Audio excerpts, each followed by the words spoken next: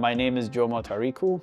I am a furniture designer based out of Springfield, Virginia, right outside of Washington, D.C. I design furniture for a living. I have my own studio practice called Jomo Furniture. All my works are based on themes from the continent of Africa.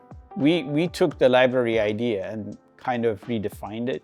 This was Carnegie's personal library, and part of the exercise we went through is how can we take somebody who was one of the richest person in the US, his space, and make it public, but at the same time tell the Black experience or story by using different books and artworks and designs, by inviting other artists to collaborate with us, publishers to collaborate with us, and reimagining the space to match the title we gave the show.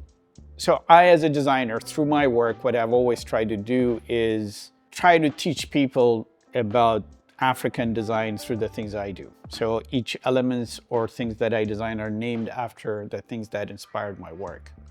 So the moment people get that from me, it means you've learned something new.